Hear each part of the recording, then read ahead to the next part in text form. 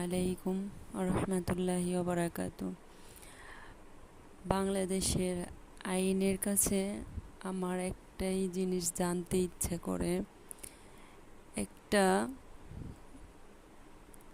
নর্তকী যদি হাতে হ্যান্ডকাপ না পরাইয়া তাকে সম্মান দেওয়া হয়, আর বাংলার জমিনে একটা ইমাম বা কোরআনের পাখি ইসলামের পথে যারা চলে এবং দ্বীনের দাওয়াত যারা দেয় তাদেরকে হাতে হ্যান্ডকাপ পরানো হয় এবং তাদেরকে নির্মমভাবে হত্যা করে শহীদ করে।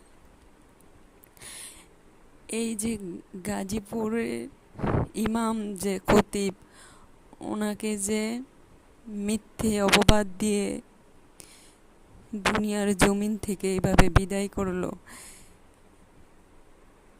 এইখানে কি কোনো আইনের কোনো বিচার বা আইনের কোনো কিছুই নাই? ওই জায়গায় যে ওনারে জুতার মালা দিয়ে ঘুরানো হয়েছে, ওইখানে কি কোনো মুসলিম জনতা দেখে নাই? কারো কি একবারও অন্তরে অনুশোচনা হয় নাই যে উনি কি আদৌ কি কাজটা করছে কিনা? ওনারে যেভাবে নির্মমভাবে হত্যা করা হয়েছে বা উনি শহীদ হয়েছে, এই দুনিয়ার জমিনে শয়তানের দল সবচাইতে বড়।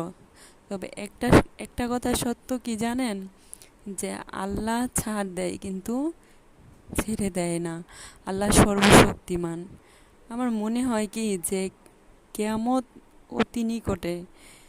এই বাংলার জমিনের মধ্যে সত্যের বিচার যদি হইতই, তাহলে একটা ইমাম এভাবে এভাবে অপমানিত হইয়া দুনিয়ার জমিন থেকে চলে যায় না।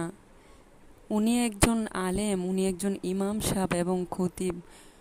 উনি কি আদৌ এই কাজটা করছে কি না, এটা কি একবারও কি ওই কুলাঙ্গাররা যাচাই করছে? এটা এটা হত্যা করা হয়েছে এবং পরিকল্পিতভাবেই হত্যা করছে।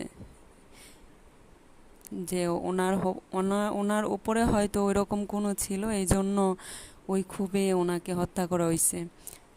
আচ্ছা, কুলাঙ্গাররা হয়তো খারাপ, কুলাঙ্গাররা হয়তো করছে, কিন্তু আশেপাশে যা আরও মুসলিম ছিল, ওনাদেরকে এটা প্রতিবাদ করা কি প্রয়োজন ছিল না?